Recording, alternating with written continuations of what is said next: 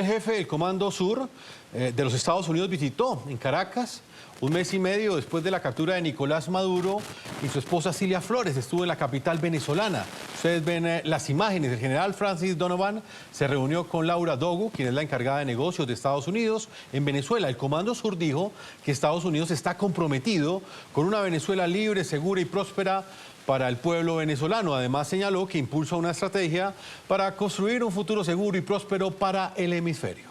Y mucha atención que documentos judiciales revelados recientemente confirman que el dictador Nicolás Maduro y su esposa Cilia Flores, detenidos en Estados Unidos desde el pasado 3 de enero por cargos federales de narcotráfico, narcoterrorismo y conspiración para importar cocaína, recibieron una visita consular en el Centro de Detención Metropolitano de Brooklyn, en Nueva York. El pasado 30 de enero, un funcionario representante de la República de Venezuela accedió a la prisión federal para reunirse con ambos acusados. El objetivo de la visita fue garantizar su acceso a cualquier servicio consular o legal necesario en cumplimiento de las normas internacionales y una orden previa del tribunal tras su comparecencia inicial.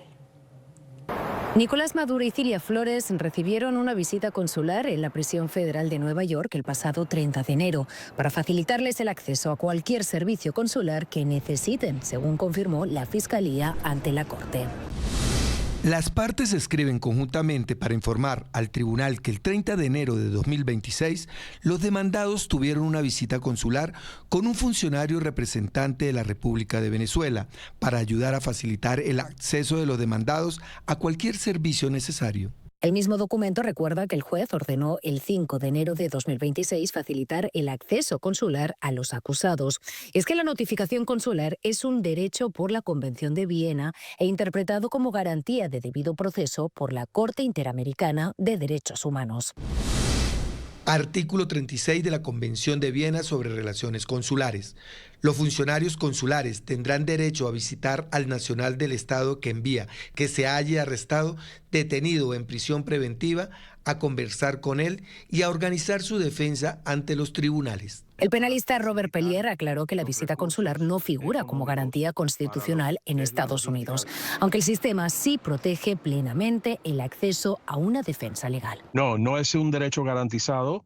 En los derechos constitucionales se le otorga al detenido, al acusado, el derecho de revisar sus pruebas, de quién lo acusa, de qué se acusa, o sea, una preparación de la defensa y el acceso a lo que es la preparación legal y los abogados es garantizado. Pellier agregó que el encuentro pudo haber servido principalmente para facilitar recursos y logística necesarios para la defensa legal de Maduro y Flores. Es para facilitar los recursos económicos para lo que es la logística de una defensa tan amplia que se va a tener que montar. Nicolás Maduro Guerra, hijo del dictador venezolano, reveló hace unos días que habría sostenido una llamada telefónica con su padre. Y entonces hablamos bastante, él preguntó cómo estaba todo, cómo está la patria, cómo está el equipo. El señor Maduro está diciendo que tiene conversaciones.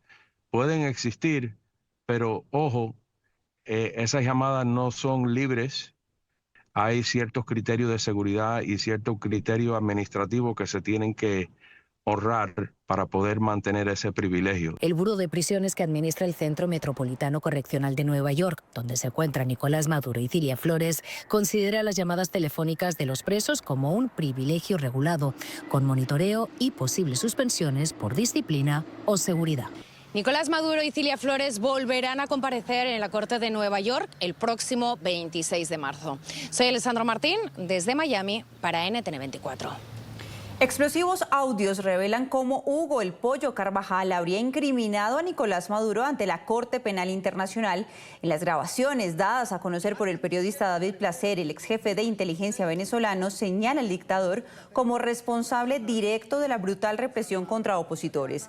La declaración se habría producido mientras Carvajal estaba detenido en España antes de su extradición definitiva a Estados Unidos, donde es juzgado por delitos como narcotráfico y financiación de grupos terroristas en la frontera con Colombia.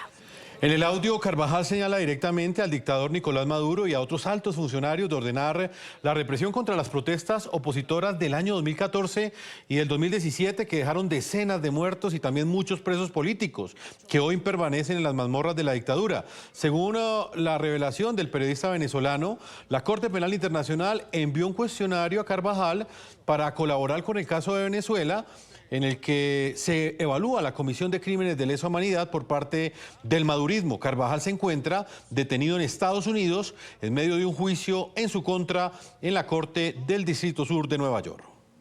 La estrategia en esa materia de orden público fue decidida por Maduro desde que llegó al poder y comunicó al ministro públicamente que cualquier protesta debería ser reprimida. Él necesita demostrar que su poder y fuerza está por encima de cualquier intento político o civil para resolver los reclamos de la sociedad, sin importar las consecuencias. Por esta razón, Maduro decidió que las protestas de 2014 y 2017 no solo fueran controladas, sino sofocadas y acabadas, sin importarle la vida de la persona. Habría que recordar la frase: candelita que se prenda, candelita que se apaga.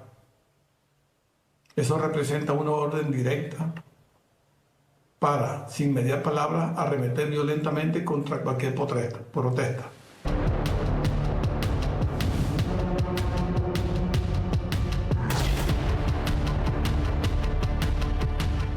Y en NTN 24 acompañamos a las víctimas de la dictadura venezolana. Familiares de presos políticos han cumplido hoy más de 80 horas en una huelga de hambre frente al comando número 7, la zona 7 de la Policía Nacional Bolivariana, intensificando así una protesta que se ha trasladado también frente a la sede de las Naciones Unidas en la capital venezolana para denunciar el incumplimiento de las promesas de liberación hechas por la dictadura y también visibilizar las precarias condiciones de quienes permanecen detenidos por motivos políticos. Organizaciones de derechos humanos estiman que aún hay más de 600 prisioneros políticos en el país, pese a las excarcelaciones parciales, mientras los manifestantes enfrentan un deterioro notable y creciente de su estado de salud.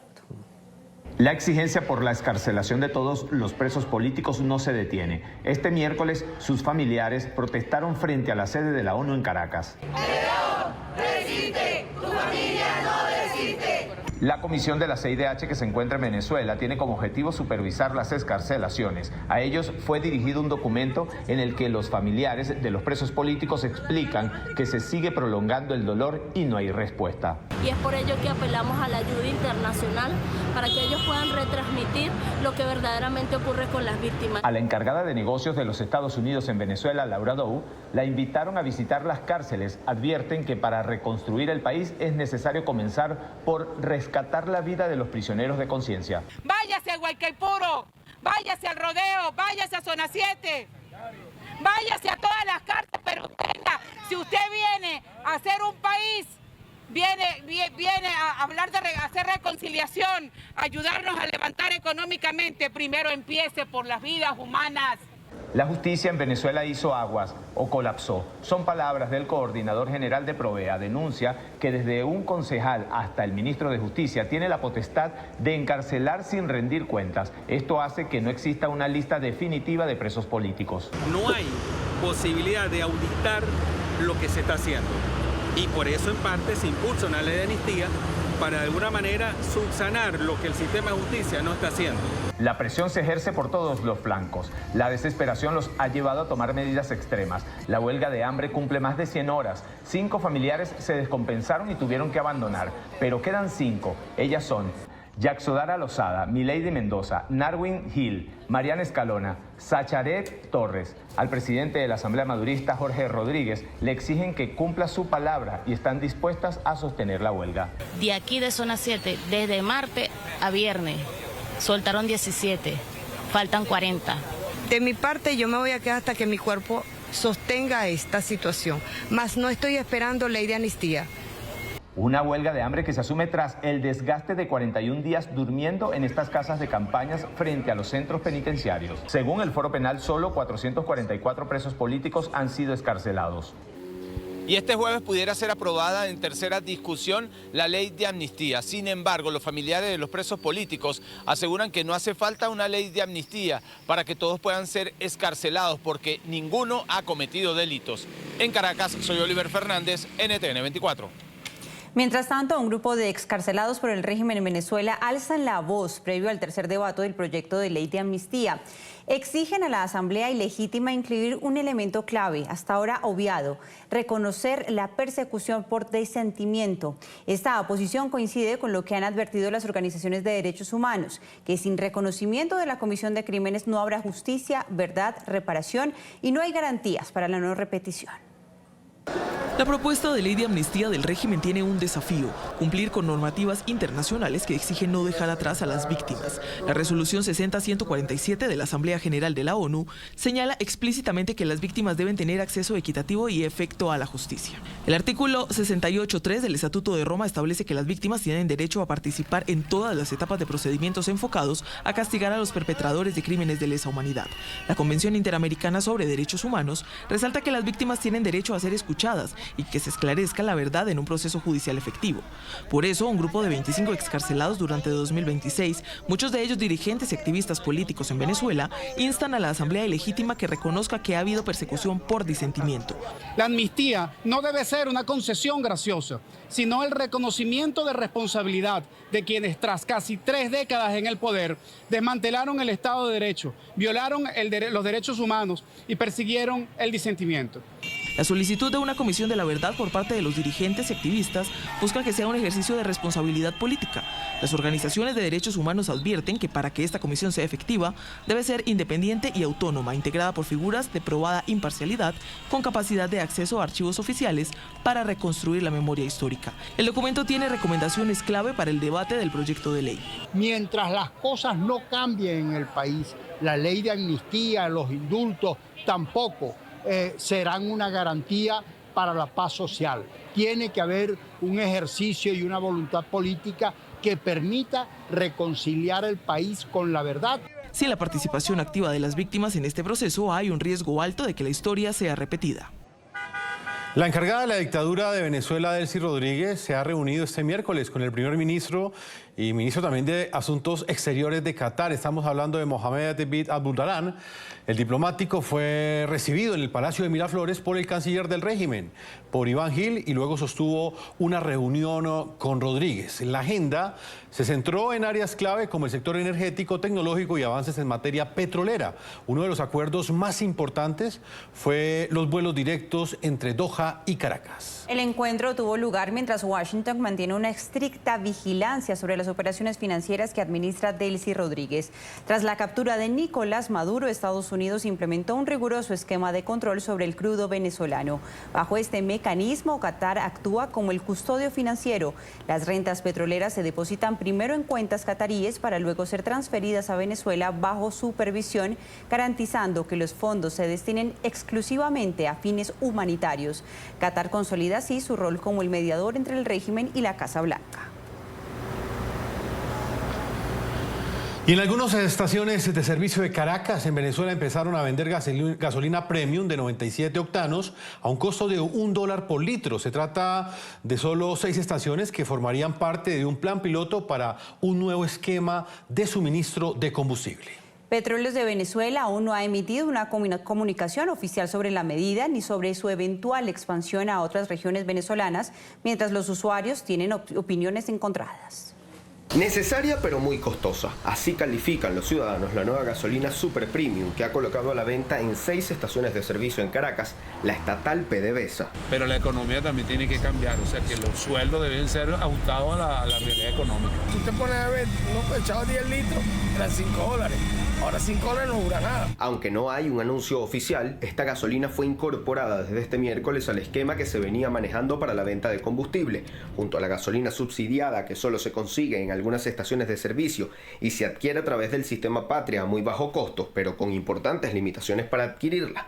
También junto a la gasolina regular, que se adquiere de forma generalizada en las estaciones de servicio del país y sin límite de compra, pero a un precio de 50 centavos de dólar por litro. Y ahora se suma este nuevo combustible que tendría 97 octanos de calidad, costará el doble, $1 por litro, y solo puede ser pagado en divisas. Este último elemento es el que ha sido el principal reclamo de los ciudadanos, que en su mayoría manejan bolívares. No me importaría pagarlo si me la cobran con la tarjeta, bolívares, no me importa si fuese 97. Otros aseguran estar dispuestos a pagarlas, haciendo un esfuerzo incluso para conseguir las divisas en efectivo, porque tampoco hay formas de pago digital o electrónico. Esperan que esta gasolina genere mejor rendimiento y menos daño a los vehículos. Creo que todo va a ser como para mejorar un poco, no sé, el servicio. Excelente, así los carros no fallan y me dura más el carro, pues. Y es que la gasolina que hasta ahora se había vendido en Venezuela no tiene certificación de octanaje y por momentos se ha denunciado que podía tener mala calidad. El motor comienza a fallar. Este es un motor 8 cilindros que necesita una gasolina de alto octanaje. Y es que hasta el año 2020 en Venezuela se conseguían dos opciones de combustible, 91 y 95 octanos, pero a raíz del agravamiento de la crisis de la estatal PDVSA en 2020, cuando se afectó de forma severa la refinación y también hubo dificultades para la importación, se comenzó a vender un solo tipo de combustible sin certificación de octanaje y con un aumento de precio que se mantuvo en los 50 centavos de dólar por litro. En este caso estamos viendo un esquema distinto y con mucha especulación en torno a lo que se difunde, porque no hay un comunicado oficial. Expertos en materia petrolera venezolana señalan que PDVSA lo que puede estar haciendo es buscar nuevos ingresos ante las regulaciones a las que está sometida tras los acuerdos de energía con Estados Unidos. Desde Caracas, Luis Alejandro Laya, para NTN 24.